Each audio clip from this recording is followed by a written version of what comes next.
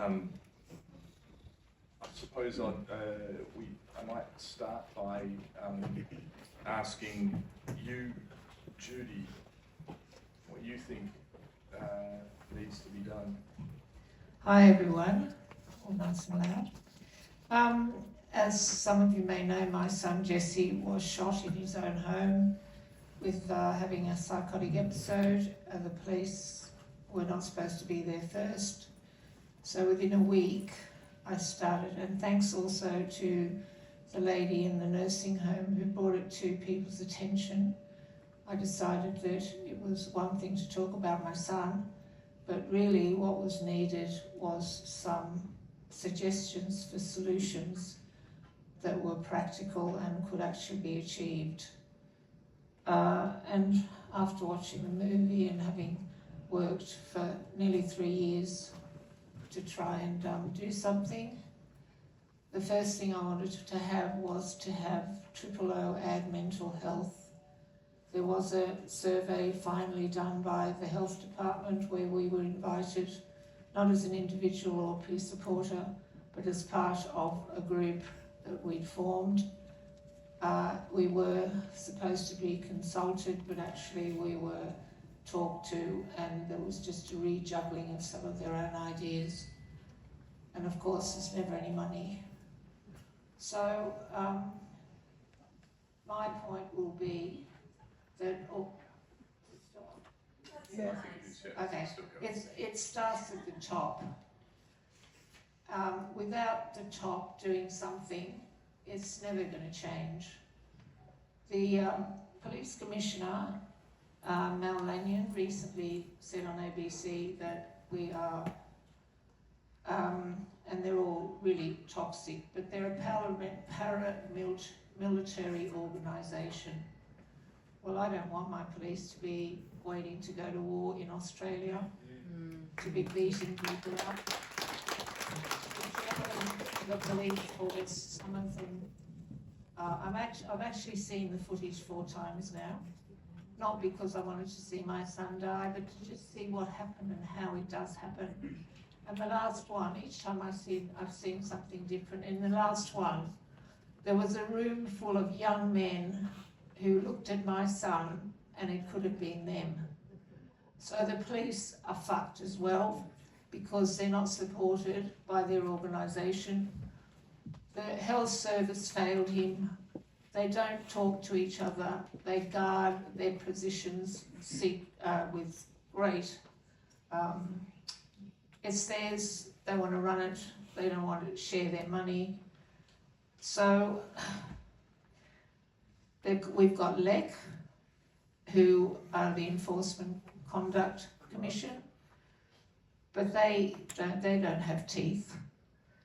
What we need is a lot of good systems. The coronial system gives out recommendations, and as Lisa said, they may be implemented, but then they're dropped as well. The training doesn't happen. There's a lot of wonderful stuff on Google. If you look up housing, you look up PACER, which by the way was nowhere to be found. It sounds fantastic, it's so great, and that's what they want. They want you to think they're doing something, but actually they're fucked and they're not. What is needed also is supported accommodation where people, like people in women's refuges, for example. There's properties everywhere, Callan Park, Waterloo, Maroubra, the Transport Department have got land, the barracks have got land, but they want to sell them off.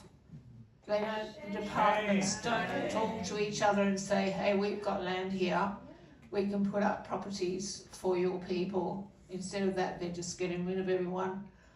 Don't even talk to me about the person running this state, because all he's doing is supplying the building industry with work. He doesn't care about people. They don't invest money in health or people with mental health.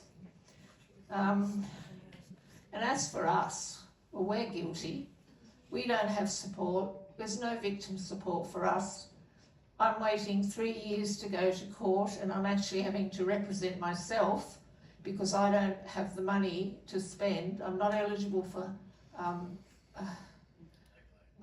legal aid because my house is worth more than $2.50, even though the criterion for justice and public interest is met. So the police are suiciding left, right and centre. I've been going to the hearings, and one was a police suicide, and the police have put into effect a lot of stuff, including mental health workers for them. But where are they for us? Well, I'll have a few words to say that at the coronial inquiry. I also went to Biddy Porter's inquest, a little 10-year-old who was killed by her cousin, 14 years old. The family, I mean, I can't describe the difference between all of our stories and that one, because my son was 43, I had 43 years of him. And now the girl is getting day release, and they're taking her to the beach. So the Mental Health Review Board needs looking at. It all needs looking at. But number one, the police need to clean up their act and help their own people they're one of us. My son could have been a policeman. So I think I've pretty much covered. And the First Nations, hello, let's not even talk about the First Nation people, where they're stopped as they're driving down the street because they happen to be known and they're black. It's got to be looked at, and it's up to us. We've all got our own ways and our own stories, but in our own ways we need to keep pushing for, get rid of them, vote them out. Yes.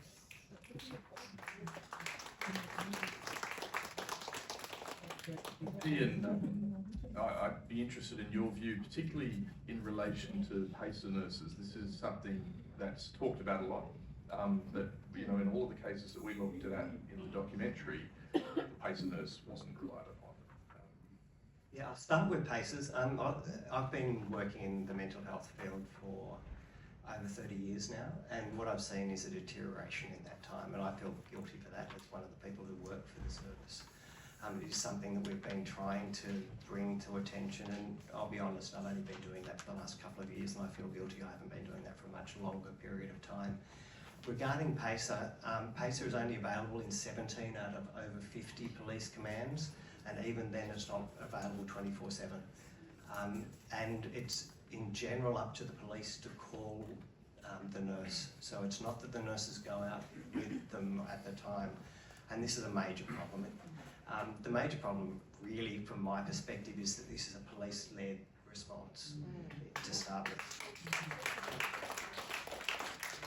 So when I was a young doctor, I worked at both Wollongong and then at Bondi Junction.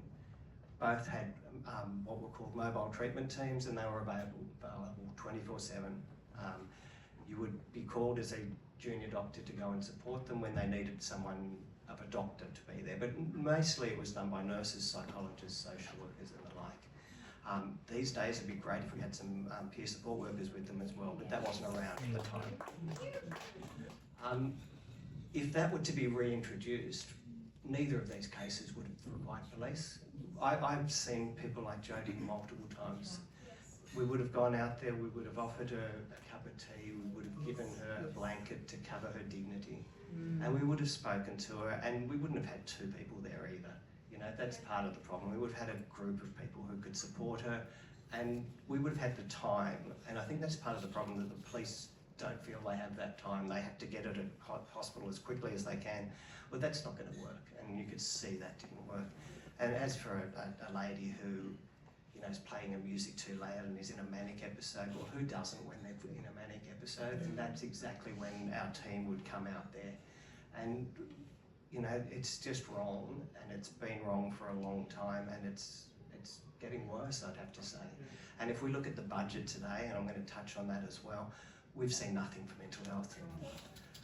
You know, there's technically 110 million for a few things. They've given a little bit of money to Lifeline, they've given a little bit of money to suicide prevention. But what we need is community mental health services that are being reinvigorated. We've got a massive gap in New South Wales.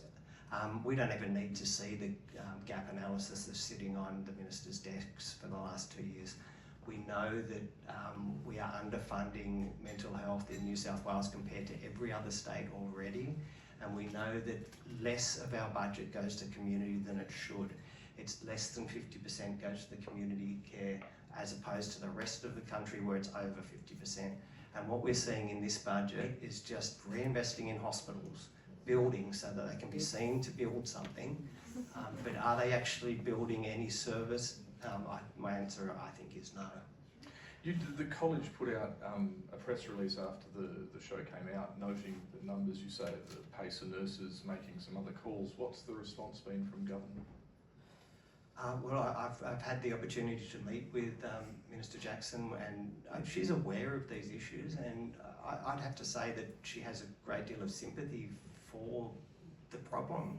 The problem is sympathy doesn't really get you very far. What she needs is the year of Treasury, and I don't think she has it.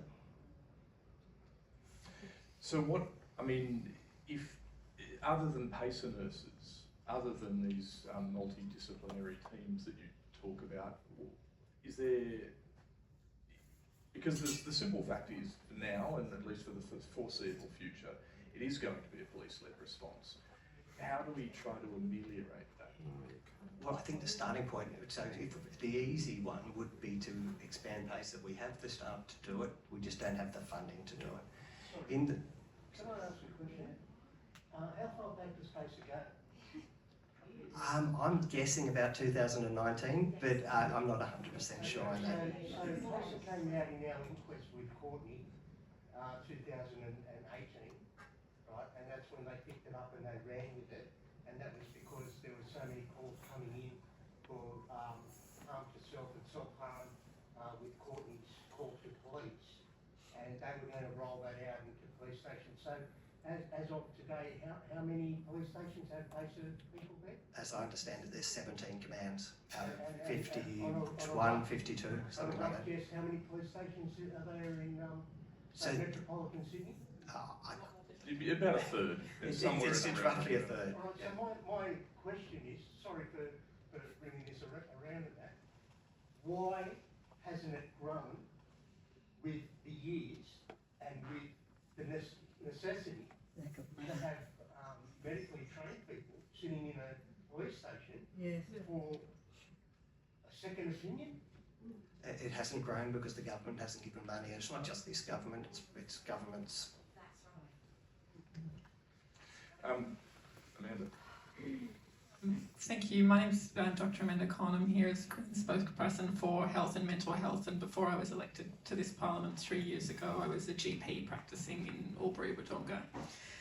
And my own experience of that early sign that someone you know so well might be deteriorating. If I had a patient living with a mental illness who I knew well, who I saw every week or every fortnight, and they missed their appointment, and you rang them on their mobile and they didn't pick up, and you were concerned that they might not be doing well or that they need intervention, gosh, I wish you could have had an option like a community mental health team with a nurse or a social worker or a peer worker to just go out and check on that person. And the reality is those services are not resourced to do that. What you get is the police, and in so many cases like Jessie's, like Courtney's, the police actively cause harm. This is a unique political situation where literally no response would have been better.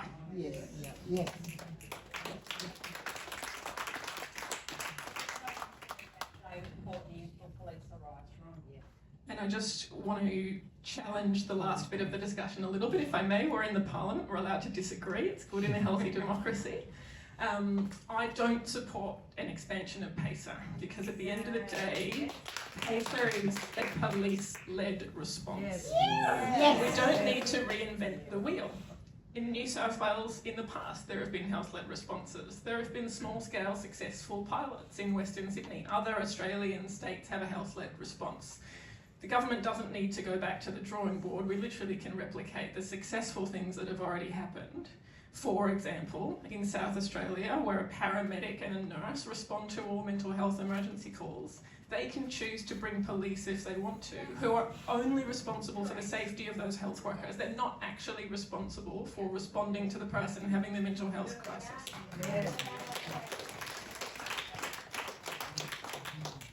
And what, we've heard, again, subsequent to the documentary, there's been discussion of that the New South Wales Police have been to the UK to look at their model. We hear that there are some issues between police and the Department of Health in signing an MOU. I mean, it seems that while there are a lot of alternatives, none of them are being pursued. So the government has been saying the right thing for 2 years now. The Minister for Mental Health and the Minister for Police agree. Every relevant stakeholder in this space agree. I haven't met a single person tell me I want to continue the police-led response that we've got. But in the last 2 years, there's been a lot of discussion and not a lot of action. There's been some community consultation. They've talked to some of the workers. They say that an MOU is nearly signed. I don't understand why it's taken 2 years to sign the MOU. Surely that was the first step 2 years ago. This is fundamentally not being treated by government as the urgent priority that it actually is, where people are actually suffering and being caused harm by the state every day that this continues to be delayed. Do we have a question? Was probably more just in support of what's happening. I see that what you were saying before, it's a systemic problem, not just with this government, but previous government too. Yeah. And I was part of NHIT for New South Wales Police. I was I was actually the state coordinator for training police in de-escalation techniques for the state. Wow. And I feel very passionate. They dropped the ball, and there's so many things that could have been prevented, and still going forward, they're still not doing it. I was also part of the committee for the amendments to the 2017 MOU, the agreement between health and police and ambulance. At the time, there were 3 signatories on the old MOU, which was AMBO's health and police. Yep. Now, by the time we finished the amendments in 2017, it was just health and police, because they took on ambulance as well. But fundamentally, it took us a good year and a half to get those amendments agreed and signed off on. And what you're saying is, why is it taking so long? It's a really hard process. You would know in your role to get everybody on the same page from all of those agencies to agree. But basically, it's about who responds to mental health jobs. It's not the job of police. It shouldn't be. Yes, obviously, if a person is psychotic and very unwell, feels really unsafe, and they have a weapon, then yes, okay. But the MOU at the time was that ambulance agreed to responding for mental health jobs, and that police would just stay off and just, so yeah, sorry, I just... No, that's fine. I'd like to give Giancarlo an opportunity to. I hope that's okay. Yeah, actually, please. So that's exactly what we mean by a health-led response. Yes. That there are still police potentially going to be involved in times where people's life and limb are at risk, but that health will be there first, and they will be leading the response. And that's what I think, and I think I'm in furious agreement with Amanda. I may have misspoken a little bit when I started talking about PACER, but I 100% agree that it is health-led that we're aiming for. It may just be that it takes longer, and that PACER would be for me, it would be a stopgap measure. But look, I'd also say that this negotiation process feels unnecessarily long. They've been speaking to us for a really long time, and I'm not aware of anyone in health who disagrees with it. So it's not health saying we want the police to be doing it. That's my experience. I'm no longer in the police. Australia needs a demand. I just want to say that right from the off, I was opposed to PACER. I'm very vocal about that. It was a trial situation. In Glebe or the Inner West, it's a 9-to-5 job, 5 days a week. There was nobody available whatsoever. And again, it's like a feel-good PR thing, because what is needed and what we really need somebody to pay for is workers in the community who can afford to work in the system, so they're available to be called along to these things. And forget PACER, it's just an acronym that they're throwing around. I'm sorry, that's what I think. I just want to say two things. Firstly, I want to say, yes, I agree that the wait's been too long again. You know, like it does feel long, and we, like being and a lot of other people in this room have been part of the conversation around what that health response will look like. But like I said in my opening statement, we need to make sure that that model, whatever that is, when we finally get it, that we're involved in the implementation, because we're going to bear the brunt of when that model doesn't work. There's going to be hiccups. Let's not lie about that. Let's all be alive to the fact that this is something different for the state. So we need to have bodies like the carers, the lived experience people who's been involved in designing the implementation of that model, so we know that when it gets live, when it's live, that we can get behind it. That's what I want to say to the PACER. Like, let's move away from the PACER conversation, because it feels like we've already got to this point where health-led responses is a thing. It's imminent. We're just waiting on government, and we need action. But the thing I wanted to focus on today is we're dealing with the pointy hand still. Like, this is like today. I don't know. It's just me. But today the budget, as we heard, you know, didn't do enough. But we are thankful, obviously, for the money that we've seen in the budget today. But today we had our federal government,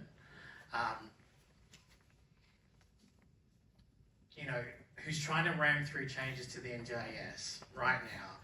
We've had the Australian Greens Party say, well, they'll agree to the government's tax changes, so the changes to capital gains tax, all those changes, in order to get more of a robust conversation around the changes around the NDIS. We have a government who, governments plural, who know that psychosocial supports, that supports people, that wraps the care around, that we heard from Cherie and from Nicole talk about earlier, that wraps the care around the person experiencing the crisis. Psychosocial supports prevents those people from having this crisis in the first place. So let's have the conversation about pointy hands over here. Let's not forget the conversation that prevention is better than death. Yes. But this is a one-off opportunity for me. What we also need is that police cannot police themselves. Yes. And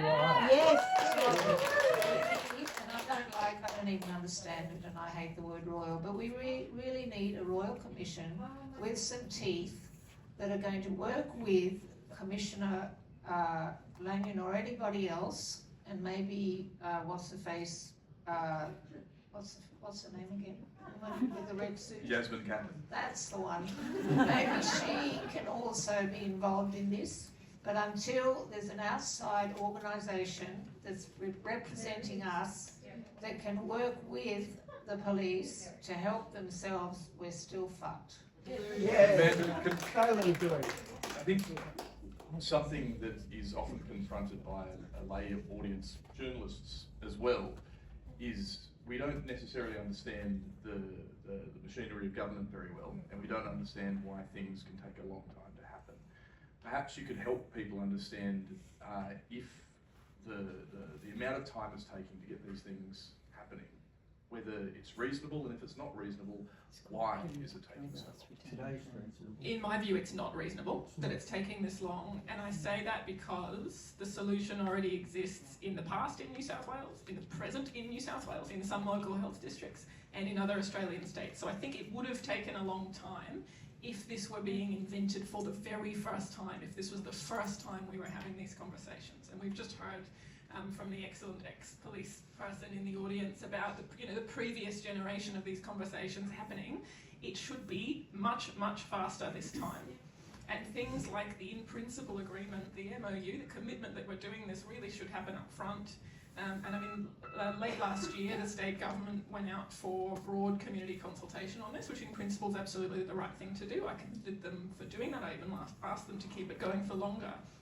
But a lot of people thought that that was going to be the consultation on the solution. They were actually going to be presenting what the new model would look like to then understand the community's response to that model. And instead it was basically a survey asking people how they felt about the police responding to mental health incidents. And I think, you listen to the audience here tonight, we're in furious agreement.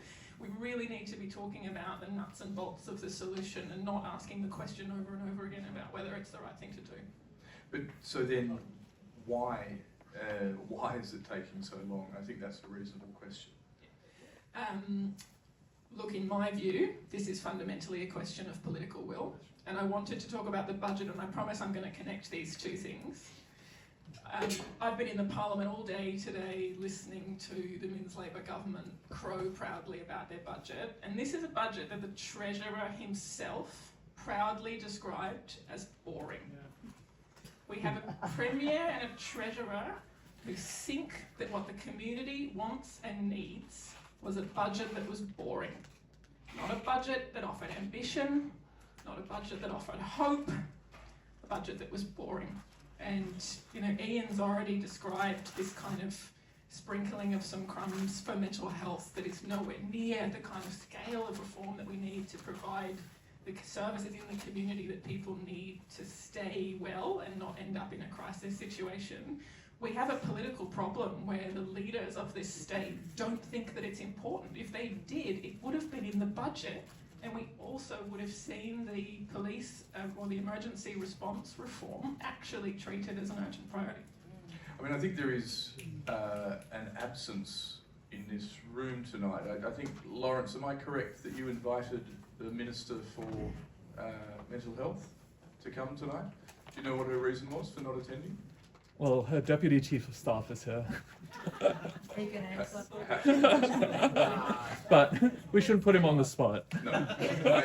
Far be it. It just strikes me that it's a difficult conversation to be having without the government in the room, and I'm sure they would have some answers.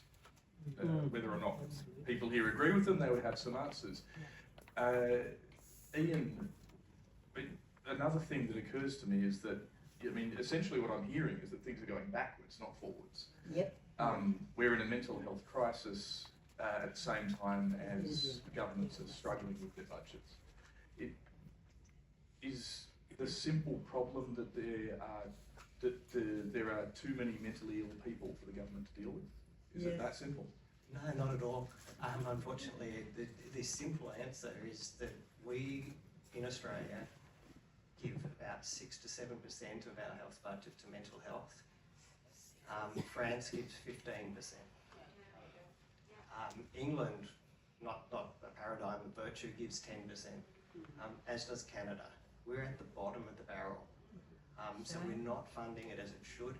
And a lot of these funding would actually save money broadly. Yep. I think Carlo spoke about it earlier, but I'll just give you the idea that we've got 15,000 people in jail at the moment. It's the highest I've ever seen. I work in that system as a forensic psychiatrist.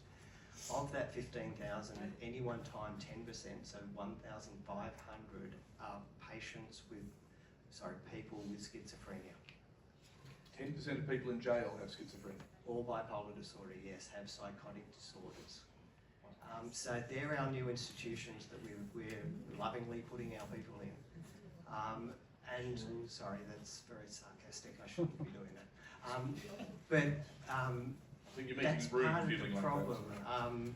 And that costs a fortune. Like, even if you're just an economist, you go, why the hell are we going to spend our money on prisons when we could be treating people in the community in their family homes for a tenth of that cost, even with just the cost, and that's it. You know, and even if we're just looking at the economy, you know, economists say the bleak science, but even they would be able to see that this would save money, not cost money. Can I just quickly add something? I know we've got questions on the floor, and definitely we'll go to questions. But one of the things that we haven't touched on this in this conversation is the discrimination and the attitudes. Yes. Like, what happens in someone's mind, in those two police officers' minds, to brutalise Jodie, to think they have the attitudes that they shouldn't have? The fact that this pervades, like we can build the perfect ship to sail, but if we can't, if the swell isn't, if the swell isn't there, we're gonna get nowhere, and that swell is our attitudes. Do you know what I mean? And we have discrimination laws at the federal level who exempt police from discrimination when they clearly are discriminating against us.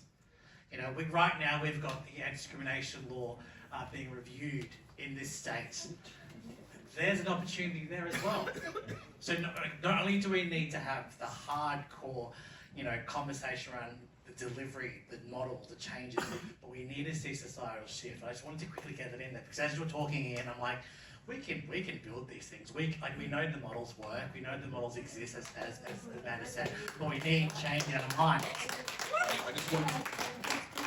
Yeah, I can take questions. I just want to give the Another panelists thing a couple that of I've minutes. got on my little page here, no suspensions, no charges, promotions, that's got to stop because they're not accountable. There's a get out clause which allows you to break into someone's house and then shoot them dead because they're protecting themselves. Well, it's time they protected us.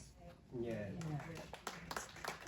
Now, we're going to go to questions from the floor. Just before we do that, I'd just like to ask Ian one last question in relation to Jodie. What we saw, as Cherie described, was that she was arrested trying to get her medication and then spent some days in, was it 2 days? Yeah, 2 days on remand. Is it fair to presume that she wouldn't have been given access to medication during that time, and therefore when she came out she would have been sicker? Very fair. If she was in Amber Laurel, as I understand it, there really isn't much in the way of mental health services at all there because that's purely for remand. The prisons themselves, you would hope she would be screened by a nurse when she went in there, but she wasn't in a prison as I understand it. So my guess is no, she would have got no medication at that time. Okay, now I think we should go to questions, and there's someone up the back who's been waiting a long time. I want to give a plug for peer work. When we get the mic to you. Do I need a mic? Yeah, Oh, anyway. okay. Everybody tells me my voice is too loud. I want to give a plug for peer workers. We cost less than nurses. There are peer workers all over the state who cannot get a job. Okay? I have seen peer workers, including myself, in at least 6 situations where police were present, talk people out from under houses, the back of paddy wagons, in their flats, all without any resistance. I was chair of an organisation that operated a hospital to home for the first 6 weeks after hospitalisation. We had great outcomes, but of course in this state of the country we're really good at pilot projects. So I just think we need to access the people who have lived experience, who are trained to work with mental health services. Also, we're not scary. We can't schedule anybody. And I have worked with every psycho. I have never been hit once. And I worked in acute mental health units for over 12 years.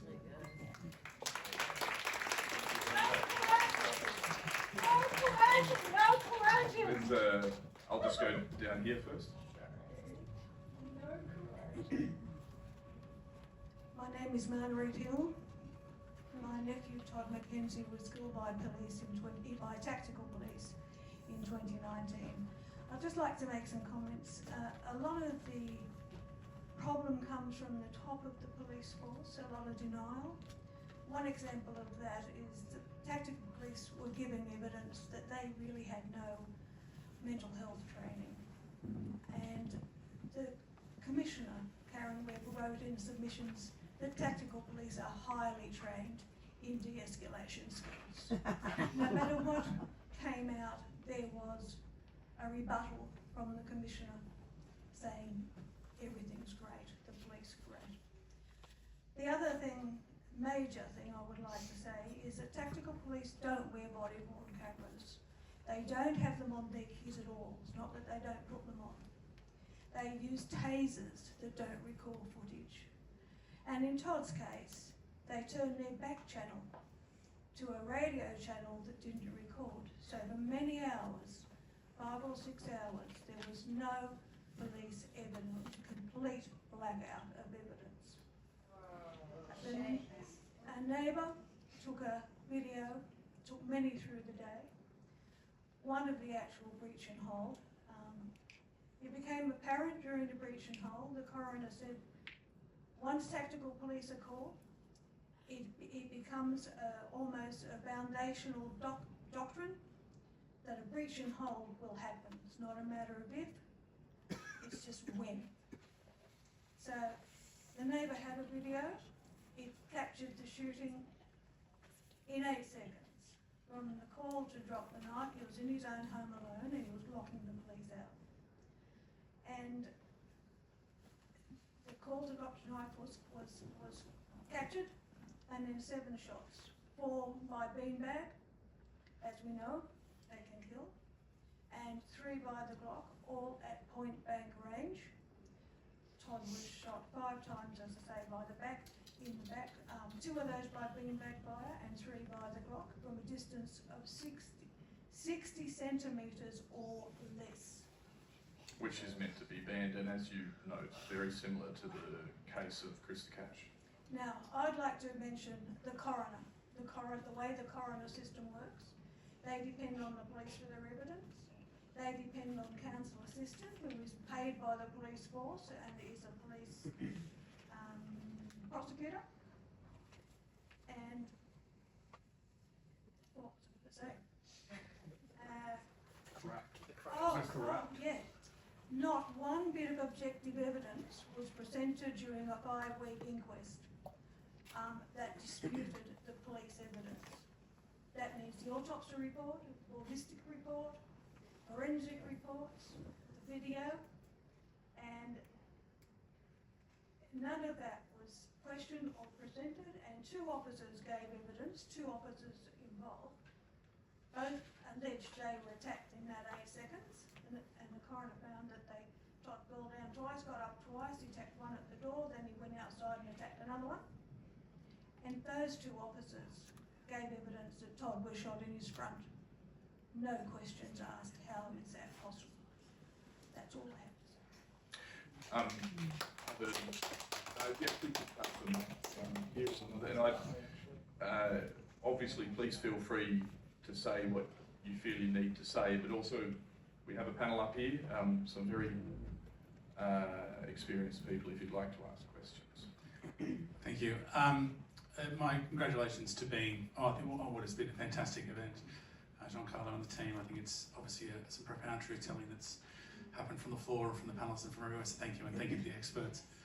I guess, obviously I've caught your fire, and I know, being as an active member of the Human Rights for New South Wales Alliance, you mentioned it in your speech, but I wonder, post what we've seen, some dramatic footage, some of the things we've heard, Giancarlo, whether you've turned your mind to the role of a Human Rights Act in terms of transforming that culture of police, and whether you have any musings on that particular idea about the role potentially of a Human Rights Act for New South Wales and some of turning some of that culture around. Yeah, thank you. Look, I guess the first thing I want to say is, before I even get to the question, I just want to make it clear to the audience that we haven't actually won the fight for a Human Rights Act in this state. I said in my opening speech that there is a review in this Parliament that's happening right now. We need to actually convince our elected leaders, our politicians, that we need one. So if you don't know about it, There are submissions right now that are open. The committee who's reviewing the bill that's currently before the Parliament, I urge you, make a submission. So that's the first thing I want to say. But then I guess the other thing is like it's if we can get that committee to say we need a Human Rights Act, then we have something to work with. But then the next thing we need to figure out is what that model looks like, and this goes to the question that Tim's just asked. I think firstly, in order to address the cultural issues that we're seeing quite clearly tonight, we need to be able to have enforcement mechanisms to support when things go wrong. You know, can you imagine if the 3 times that the police came to help Jodie?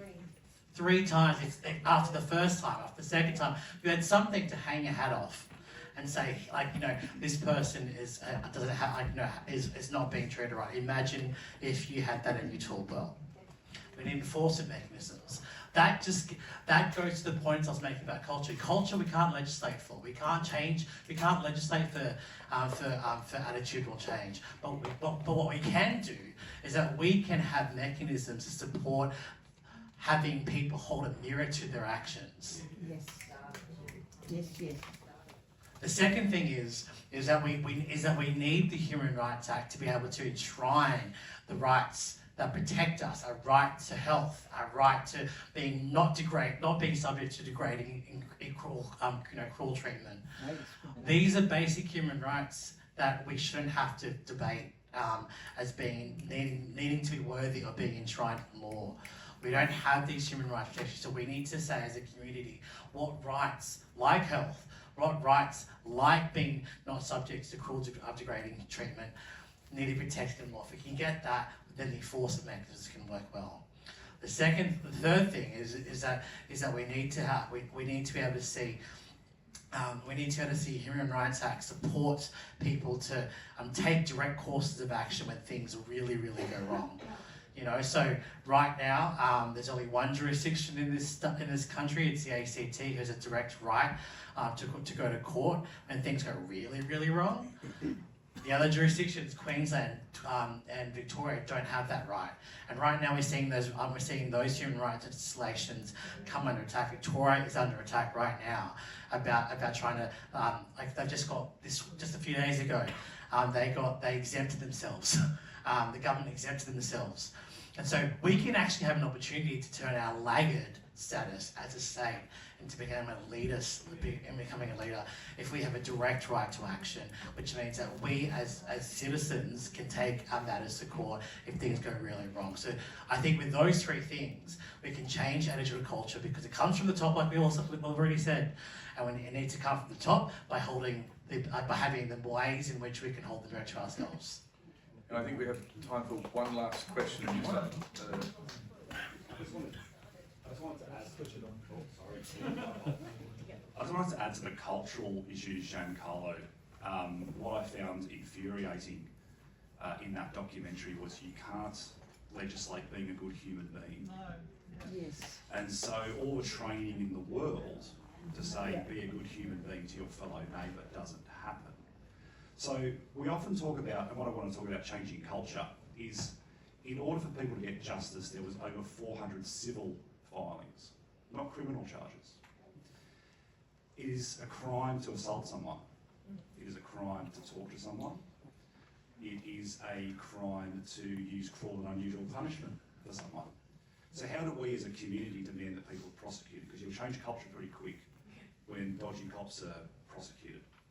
The other thing I want to talk about, Giancarlo, very quickly is we often talk about co-design and co-production, and we allow governments to slap a co-design bumper sticker on a cyber project. Totally! Right, we allow that to happen.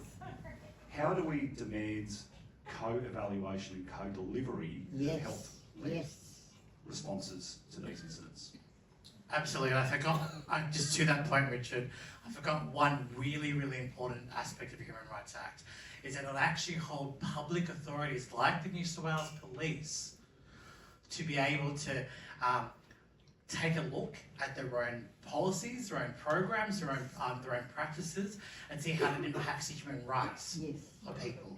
That will If you get public agencies making their own assessment of how they're upholding human rights, that will also achieve cultural change. So while you can't legislate for being a good human being, you can force people in the system to think about how to be a good human being.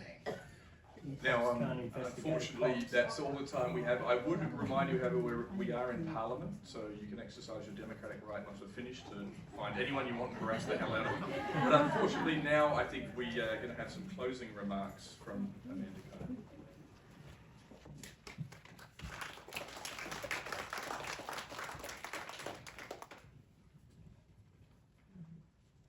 As this event comes to a close and I have to go back into the Parliament to debate legislation, it really strikes me that this conversation was actually the most important one that happened in this building today. So, thank you all so much for attending to be a part of this and to make this happen. And it was really a genuine pleasure to co-host this with Being, and I really thank Being for making this happen on budget day, on a day when everyone else is distracted by a different political story, by a different political spin. I'm really grateful that Being brought us together to actually connect. I did want to just briefly acknowledge, before I wrap up, the vast majority of my colleagues are not here. They haven't made this a priority, but there are actually 2 other MPs in the room who've been here to listen to what has been a really important, a really difficult conversation. Robin Preston, the member for Hawkesbury is here, and my colleague Sue Higginson, the Green spokesperson for Justice and Police, is also here. I apologise, Joe McGurr, the member for Wagga.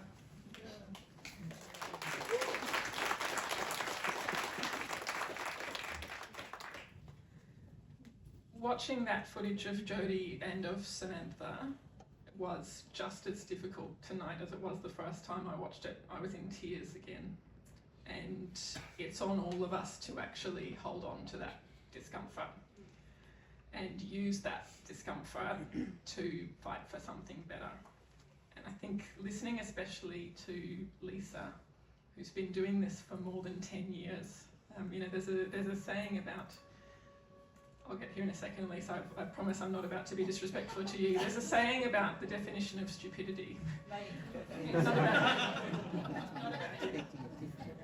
But if we all keep doing what we've always done, we're going to keep getting what we've always got. So what can change and what has to change so that Lisa is not speaking at another event in another 11 years to tell the same story? It's the 3-year anniversary of Jessie Deacon's death. I've lost count. How many panels have we been on together, Judy? Something actually needs to be different. And I think what Being has done, both in this event tonight, but more broadly with that really, really powerful statement that was released today, is to build solidarity and to bring people together so that this is not just one family fighting on behalf of their loved ones. It's actually going to take all of us. Yeah. And that power of over 20 organisations, basically anyone who politicians listen to in the mental health and the justice space has signed on to this statement. There is so much power in that.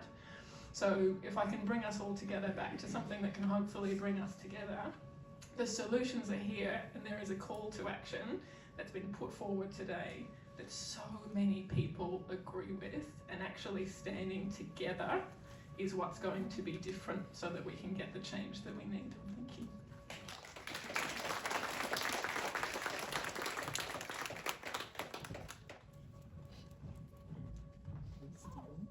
Look, I'm going to keep it brief because I don't want to cut the conversation that we started with that panel short, and I actually want to go upstairs and have more conversations about what needs to change. But I do need to say thank you on behalf of Being to Amanda for being our parliamentary sponsor. So thank you, Amanda. I want to say thank you to Ian, to Judy, to Nicole, to Cherie, to Lisa, to the Being team, especially Lawrence and Julian are here tonight. I want to say thank you to the organisations, the 20+ organisations who have gotten behind this joint statement. There'll be copies available upstairs. But look, let's not wait. Let's go upstairs. Let's have a yarn. Let's talk. Let's get together as a community, because it's in community that we thrive.